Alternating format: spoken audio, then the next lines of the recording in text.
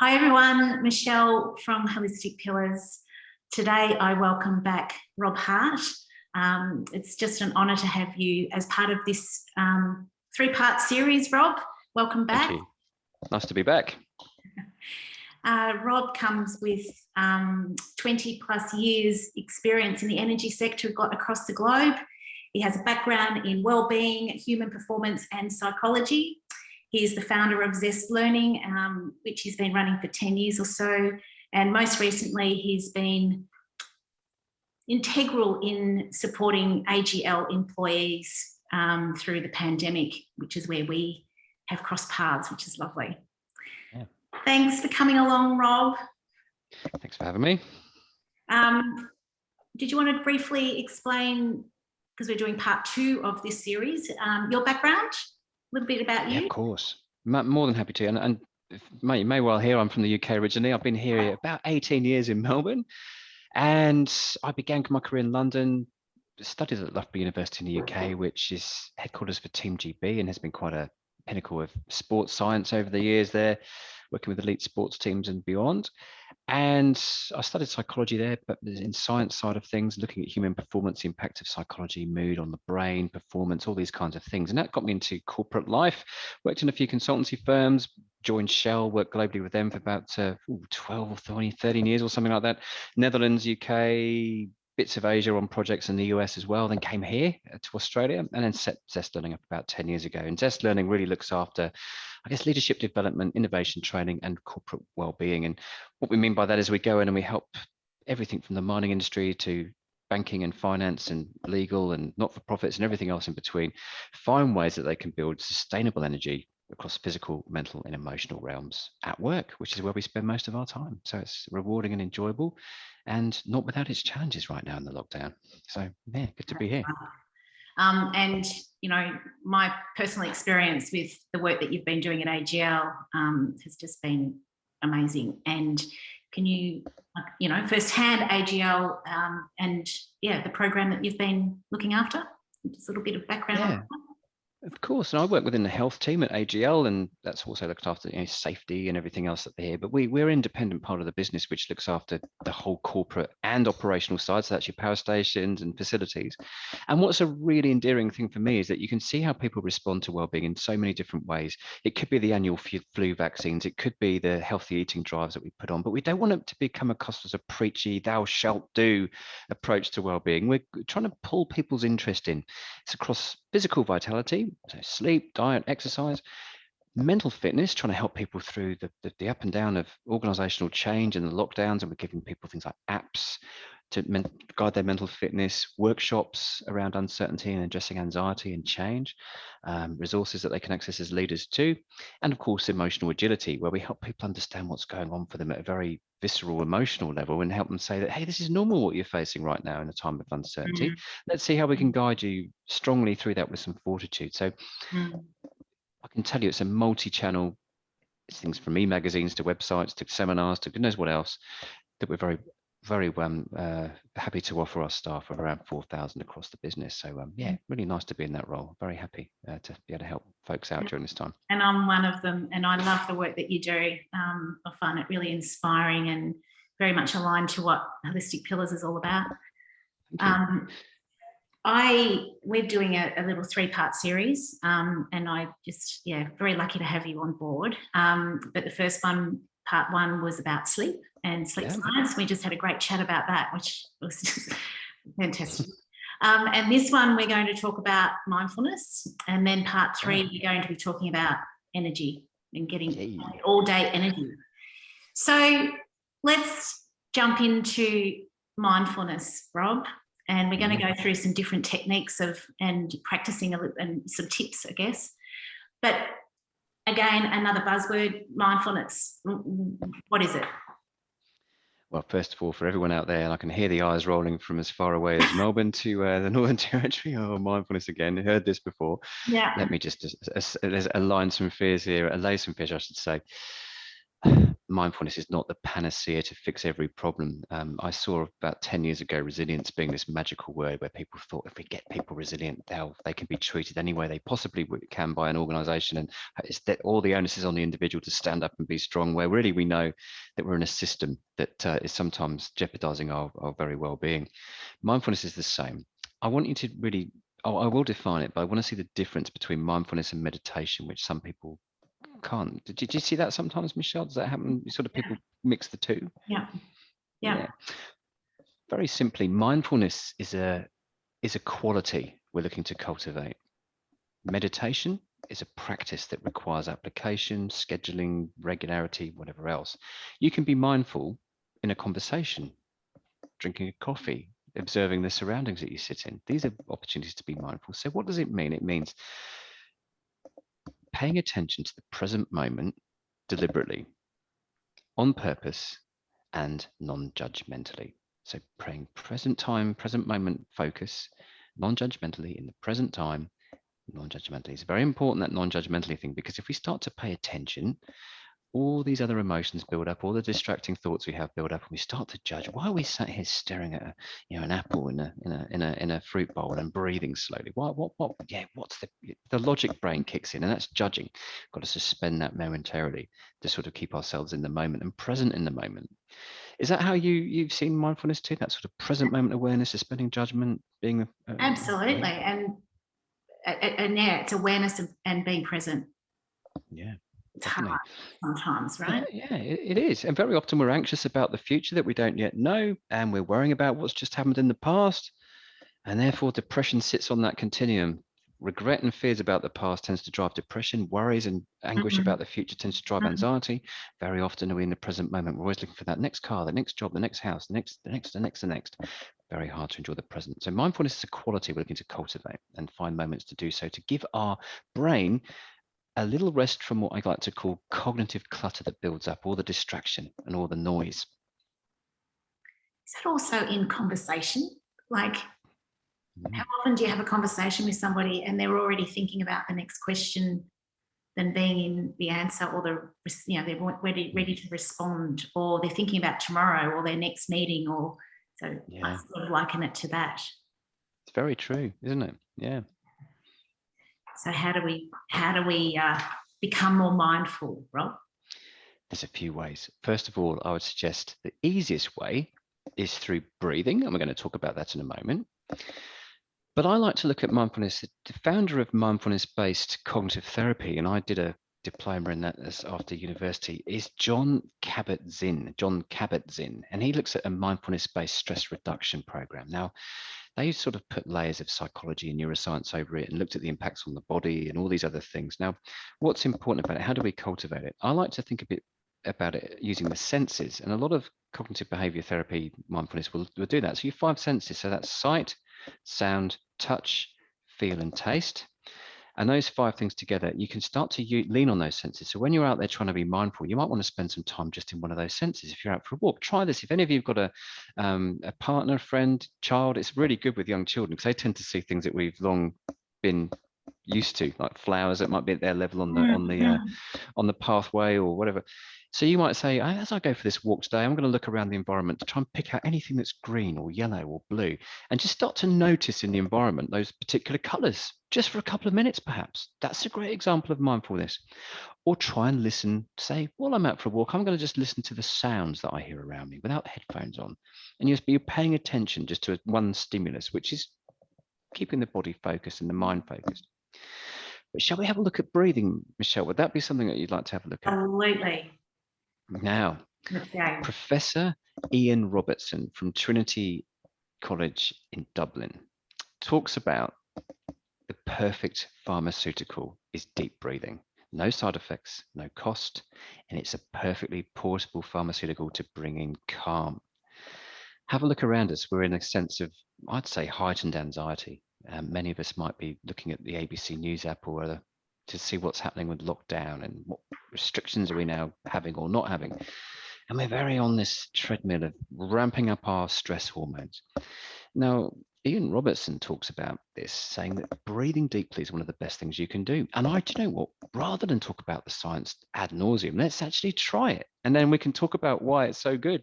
Okay. So I'm going to get you to sit there nice and still, and we can both do this together if you like. Yep. And I'd encourage all your listeners and viewers online to join us. Right. Might be, how many might be doing this at once? I don't know. It'd be good.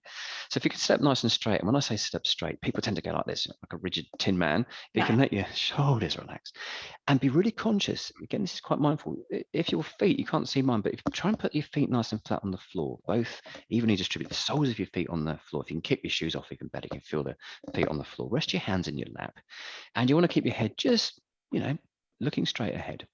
And all we're going to do is take a moment to breathe in for a slow count of 4 through the nose. 1, 2, 3, 4. Hold for 2.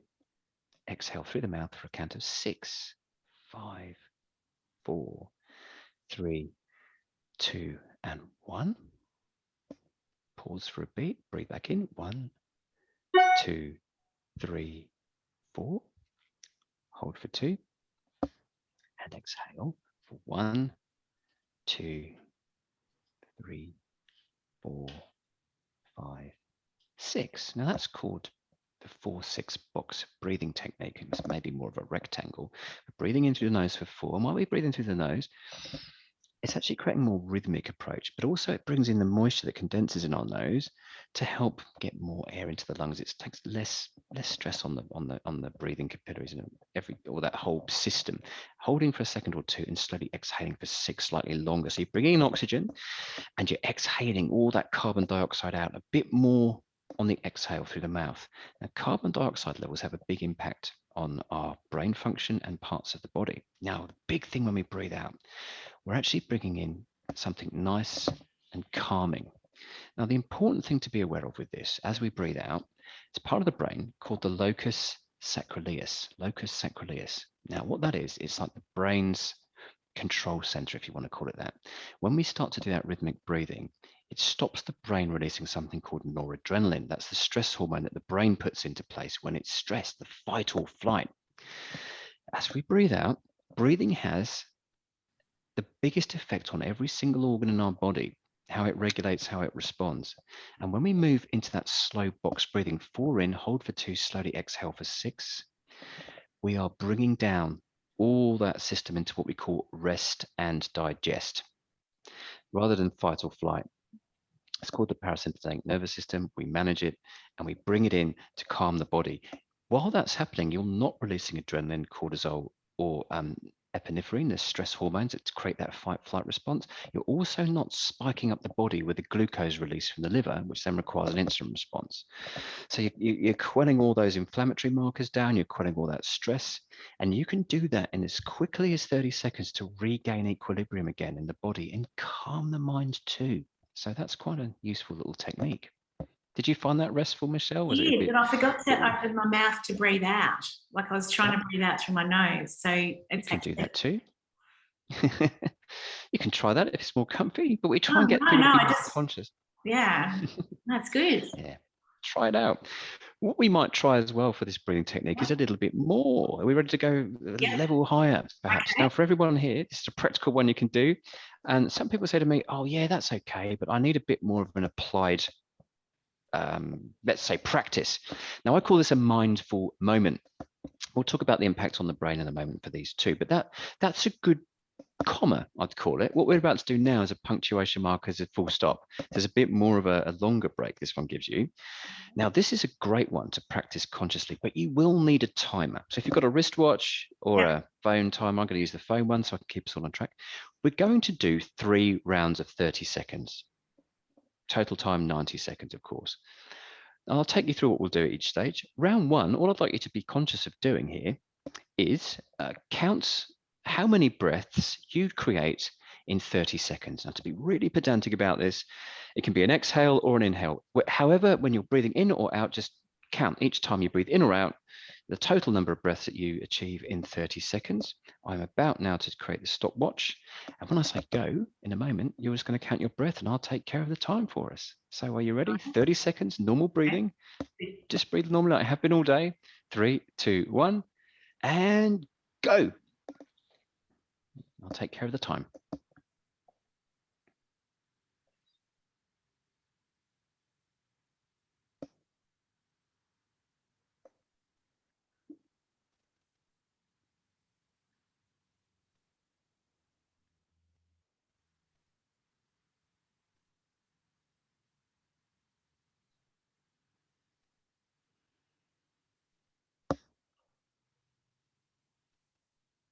And there's 30 seconds. So just if you can remember that number for round one, that's a great starting point.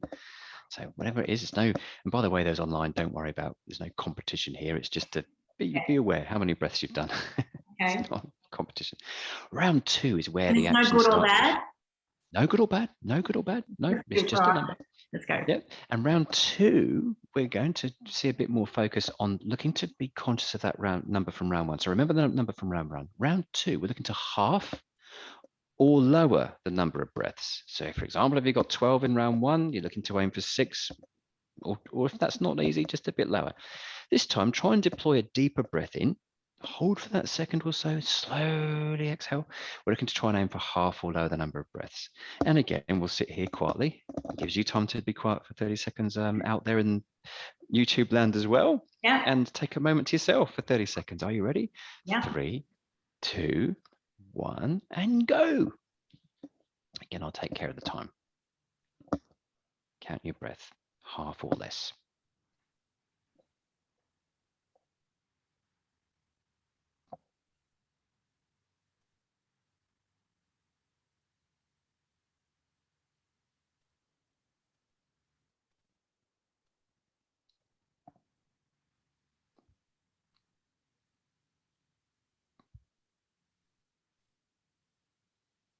And there's 30 seconds. Again, you might just see a slight difference there. Wow. We'll look at the numbers at the end. Did you see an improvement there, a lower number, Michelle? Yeah. Good. Great. And then we'll transition into the final round. Now, this is split between two little bits of practical mindful moments. 30 seconds again, around 15 seconds of hands-on breathing, I call this. So you're really conscious of what's going on in the body. You can feel it, and it just alerts your brain. In the last 15 seconds, we're going to get out of the body and focus on what's going on up here to finish off the round. So I'll be quite strict on time here. Just so we go into the final 30 seconds, you place one hand on the chest and the other hand just on the natural waistline. And just before we go into that 30 seconds, breathe in nice and deep to the point where your lungs are so inflated that you feel the belly pop forward a little bit. And that's your diaphragm forcing down in the body, and that pops the belly forward a little bit. It may not be immediately obvious, but just become aware of that as we do the next 15 seconds. That in itself is a little exploratory experiment for you. So let's count you in on the hands on the chest again, hands on the belly. 3, 2, 1, and go. Big mindful of that in breath, lungs fully inflate, exhale. Just trying to see that diaphragm engage there. A couple of rounds of that. Just consciously breathing to feel the physical movement of the breath. There we go. Now for the last 15 seconds, I'd like you to take a nice deep breath in, hold for a second or two, slowly exhale, and just defocus and draw your attention to your thoughts. Does the brain feel calm? Does the mind feel scattered? Are there lots of thoughts bubbling up, or is it fairly neutral? Having a think there. What's the brain doing? And there we go, just over 30 seconds. And that's your 90-second recovery exercise. We call that ritualizing renewal. 90 seconds done 4 times a day, every night. After every 90 minutes of work, take a 90-second break and you'll refuel the levels of focus in your body and mind, and it calms you. So how did that feel, Michelle? Oh, it feels good. But it's like making you very conscious of your breath and holding that. Yeah, so we've gone from 4-6 box breathing, which is a quick recovery. Yeah. 30 seconds of normal breathing. Do you mind, what were the numbers you had in round 1 and My round 2? It might numbers help were our listeners. 10 and 5. Yeah, I had 12 to 6, so not too dissimilar. Yep. Yeah. And round 3, we just get you don't have to do the diaphragmatic breathing, but just makes you check in that you are having that deep breath. Did you feel that little movement, the stomach, abdomen moves a little bit? Yeah. Now, for people who are feeling a little bit overwhelmed out there, you've had a rough day, about to present a program or something, or go on stage or at a conference, or even go into a particularly challenging meeting. If you've got to walk into a boardroom or training room and there's people with all their eyes on you, while you're waiting to come on and be introduced, do that 90 seconds. And I would ask you this, in the 30 seconds at the end, the final 30 seconds, once you've got that breathing happening, focus your attention on your mind. How do you feel? And there's a little mantra I'm going to give you mindfully to look at this. Are you ready for this? It's called C3. Catch. So catch, check, change. Catch your emotion and go, oh, I feel a little bit nervous. I'm a bit stressed out. and check in and say, is that going to be good for me if I'm about now to present and need to be calm to all the people in the room that are there? Or if I'm a bit flat, is that going to come across well if I've got to get everyone excited? Check in with your thought and go, yeah, I maybe need to adjust something. So that's where the change piece comes in. It's very difficult to immediately click your fingers and suddenly switch your mood like a button's gone on, but you can be conscious of it. And you can go, right, I need to get my voice up a bit. I need to get my energy. I need to maybe do a couple of star jumps or whatever, clap my hands a bit to get myself in the game. Or I need to breathe and calm the hell down before I walk in the room if I'm a bit hyper. So you can balance this, just being aware. You're training your mind just to check in with your thoughts. It's a self-emotional audit. Very good to be mindful on those emotional states we travel through during the day. Yeah. And I'm guessing, yeah, you can put that to any scenario, right? You can, yeah. You know, if you're about to get into a new vehicle you haven't driven before, or before you walk in the house, I typically would do that. I'm sure like everyone else out there, you know, you'll come home from a hard day of work and the house would be a calm nirvana of just yeah, your partner would be just returned from the beauty salon. The children would be lined up saying, thank you, mother. Thank you, father, for your hard work today. Or would it just be a rabble of just chaos? Normally it is, right? You walk in the door. I typically will sit outside for a moment, do my 90-second breath, then the day's gone, and walk into the day. You're present for those that are in the house when you walk through the door, whoever that might be. Even if it's just the cat that runs to you, you are there and calm. So it's just that transition. It's a great way to mindfully move from one moment to another, different states. And it's being conscious to do it, right? Yeah. And there is the mindfulness in itself, having that wherewithal to think this is a daily practice.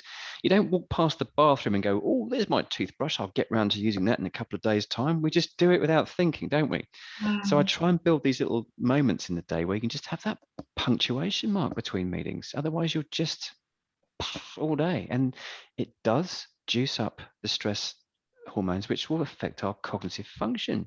So we become more emotional, more distracted, more impulsive, more reckless, and our decision making gets poorer. So that box breathing helps improve decision making. Would you believe it? Bring back the smart part of our brain to focus mindfully. That's the important word again, isn't it? And well, I see it as stress reduction too, right? So it's that calm. Really? You mentioned it's very calm.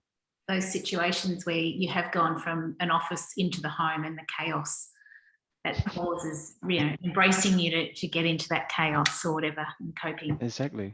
I always used to think when I used to go to school concerts and parent events and things, and rather flippantly, and it may be a bit controversial, but I was used to say to the teachers, the kids are all right, it's the parents that are the stressful ones to deal with, because everyone would be coming in like, oh, where's my child, you know, running around trying to get a park, and you'd just be sat there, have a breath, enjoy what's unfolding. The children are on stage, and all the parents would be stressed. I'd be just going, God, calm, you know. It's that's the thing. Emotions are contagious. I hope that's not a weird thing to say, but they are. You know, what's it like to be around somebody who's depressive and miserable, or angry, or hyper? It kind of makes you kind of resonate with it, right? So mindful, have your own race under control, run your own race mindfully. Love it. What else are we going to talk about? Did you have a look at mindful eating, perhaps? Why not? I think that's a fabulous topic. Yeah. I always want to bring it back. So I know you do a lot of great work in this area, Michelle, with sort of mindful, the choices we make are mindful, and your mantras, I can call it that, of how you select to choose you and your husband's lifestyle around food and things like this. And that's a mindful choice we're making, isn't it? And resisting impulses to do the wrong thing. Yes. Yeah. We do want it. Do you mind if I ask you a question? Sure. When we shift onto that kind of higher protein, lower carb sort of diet lifestyle, that kind of thing, did it take a bit more effort in the initial stages to sort of make those mindful swaps as you became more educated in the process of changing a diet or a food lifestyle?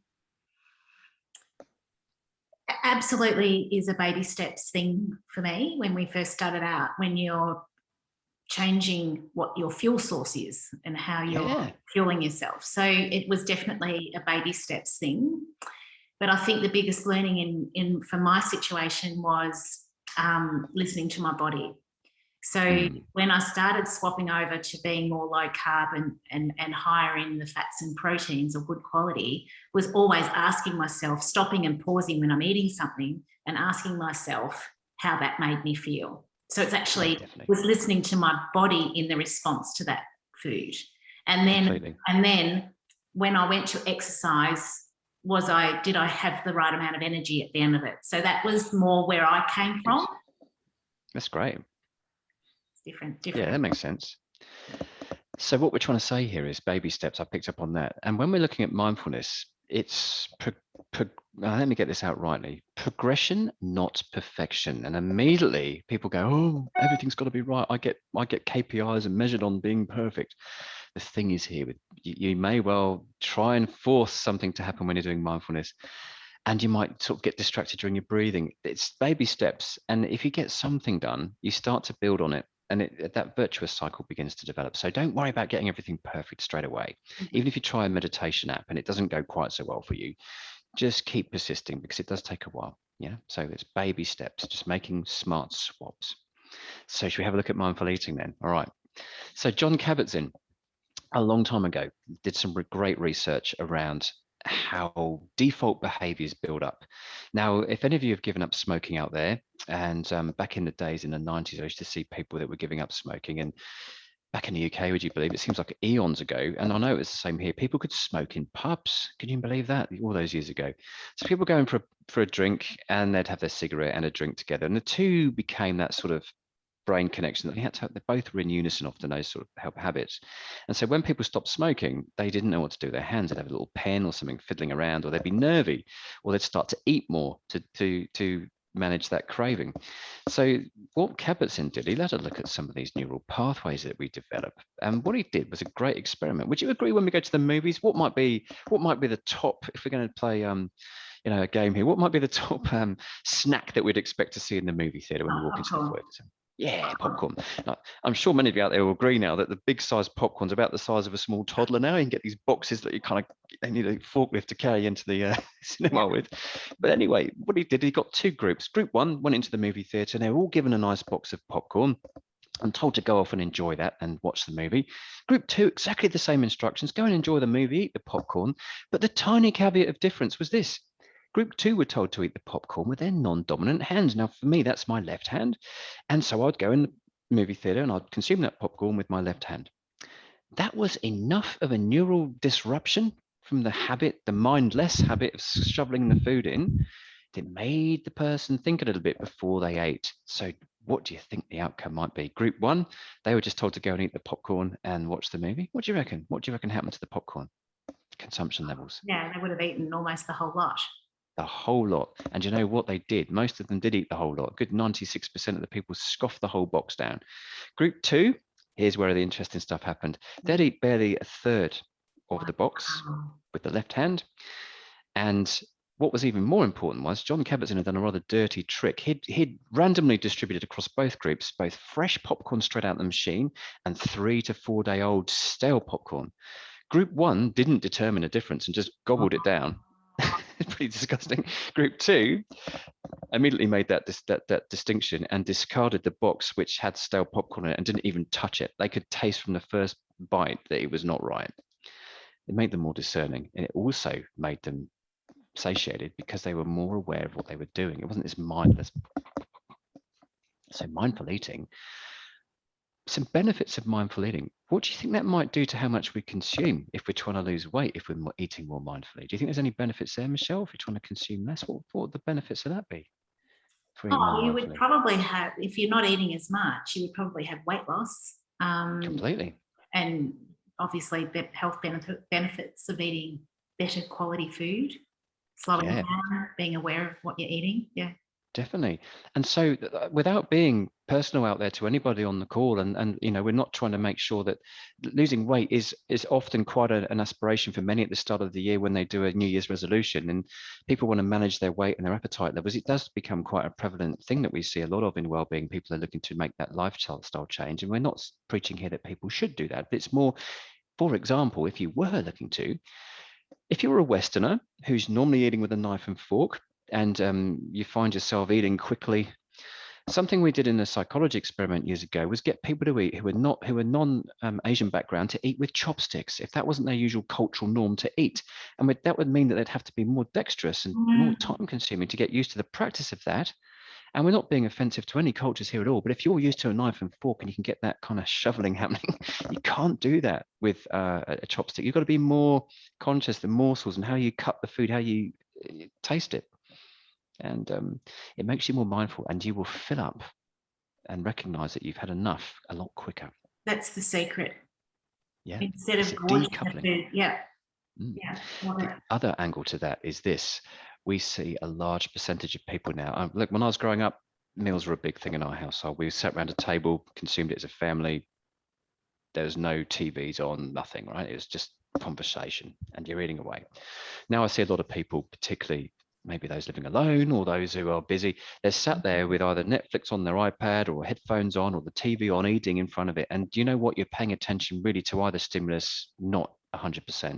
The best thing you can do is keep away from screens when you're eating, because your body's not taking in the fact that you're consuming it. You don't even, doesn't touch the sides, quite honestly, and you're not really enjoying either experience. So try and avoid screens. That will help you manage your food better. Think of it like when you go and pay one of those expensive restaurants on a fancy date or special occasion. You get the degustation menu with the small morsels. You will savor it and take your time. No reason why you shouldn't do that. I'm not telling you for one moment to sit there with every single pea on your plate, 90 seconds with each one. No, no, no. It's just the first few mouthfuls of a coffee, a tea, like when you're tasting wine. Really savor it. Try and take a moment. And therein lies the cultural issue we have at work, that people sit at their desk and eat and rush. If you can carve out some time to sit away from the desk, eat carefully, it's going to have good benefits to the gut, the blood sugar regulation, and also give you a cognitive break as well. These are the best things you can do mindfully to improve your eating. If you've got time, I might give you a very quick overview of how you can eat chocolate mindfully, which will take about a minute to explain, but 5 minutes for you to Everyone go and try inhales after. chocolate though, don't they? Everyone. Yeah, don't they? Yeah, I agree with you. What's the default behavior, do you think, for most people when they've got a nice bar of Lindt or Old Gold, if that's the thing you like? Or what do you think people normally do, Michelle, when they get their So I'm chocolate? not a huge chocolate person, but I'll have a square of dark chocolate or something like that. Yeah, But yes, I know a lot of people that are really addicted to any chocolate, and they'll just inhale a lot, I guess. exactly. Yeah. Exactly. Well, this is where it kind of comes around now to the 5 senses. Now, very quickly, I'll explain how to do this. And I challenge all of you out there, go and experiment with this tonight. If you heard the sleep discussion before, we were talking about the risks of caffeine late at night, but people will have a sweet tooth at the end of the day. That's quite fine. And they won't want to eat a whole bar of dark chocolate or tiramisu or something like this, because that ramps your system up with loads of caffeine.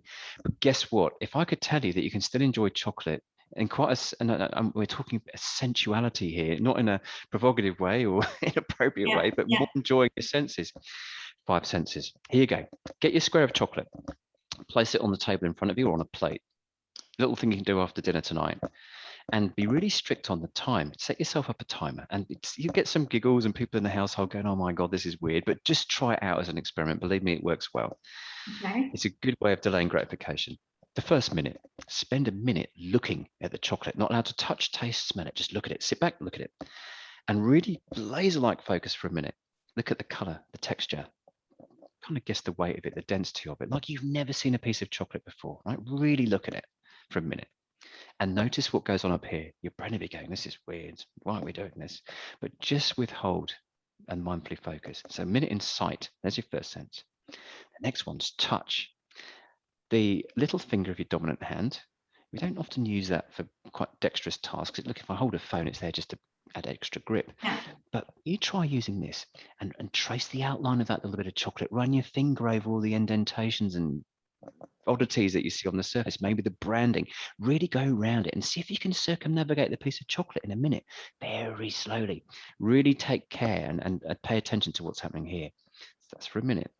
The next one's sound. Now you will think, how can I make chocolate sound? We might want to rustle the wrapper a little bit. You might want to lift it up and drop it on the plate, snap it. You might have a bit of sticky residue from the chocolate where you touched it.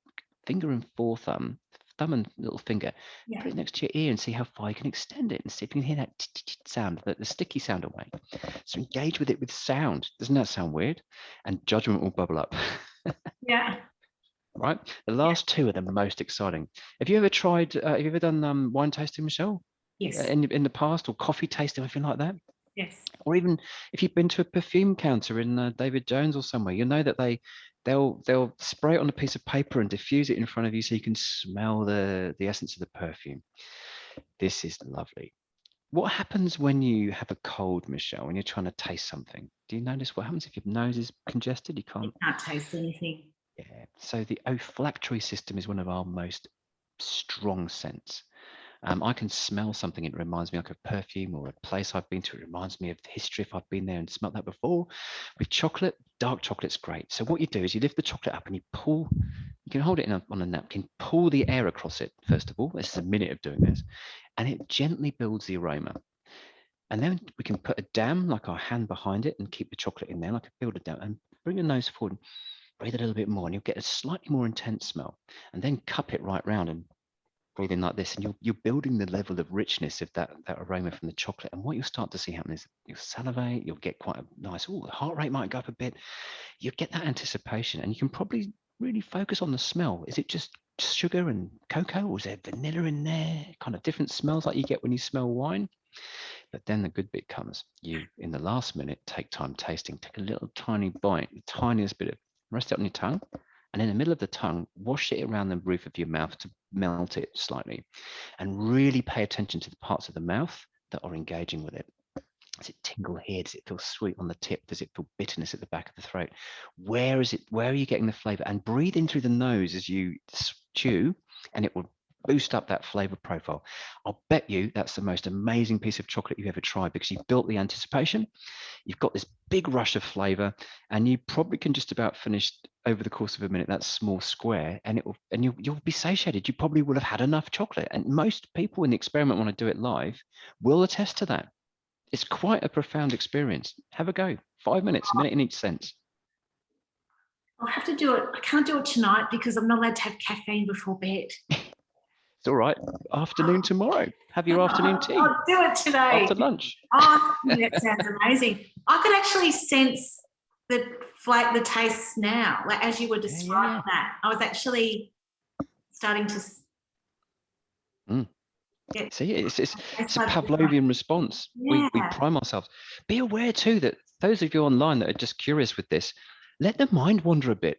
When I smell chocolate, I often think of things like in my culture, it's things like Easter. I can smell chocolate eggs. When I go into Hague's Chocolate in the city here in Melbourne, you kind of might be remembering when you've done something, and it's quite a convivial memory of maybe childhood or something. You know, if you've got a chocolate treat from an elder in your family, I don't know. It just might bring back flashbacks of good memories. You tend to find the brain plays tricks on you when you're mindful. Oh, I just love that. I think there's so much more to talk about, and how stopping and thinking about what we're eating, and that forces it to be slowed down or appreciate the food that we've got. And it does. Yes, helping with all sorts of things like addictions, as well as these sugar addictions and things like that. Definitely. But have a go. They're easy things you can try out. Remember that the 90-second breathing technique every 90 minutes. Set yourself a little reminder when you're working from home to have every 90 minutes, take that ritual renewal, 90 seconds, breathe. And then the box breathing, 4-6, 4 in, 6 out. And then the mindful eating. These are 3 very quick ways to access some mindful practice in your day, not without too much effort as well. So use another hand just to try that. Try chopsticks. Yep. And experiment with the chocolate. I love it. Yeah. I'm going to try all of them. But what a great way to slow down and just appreciate and be aware. Yeah. Exactly. And this builds mindful mental muscle. Like when you lift bench weights, you wouldn't go straight to 100 kilograms. You're just having little moments of deep concentration, and it will help the brain get there each time. You'll get better and better and better. It creates neural pathways that become easier to access. There you go. There's the science. There's the practice. Fantastic. Again, we've come to the end of this little chat, but that was amazing, fantastic tips, and I'm sure a lot of people will take a lot away from that. Thanks for coming on, Rob. We'll see you. Thanks for having me. Thanks for listening too. Thanks again. Bye. Bye. Bye.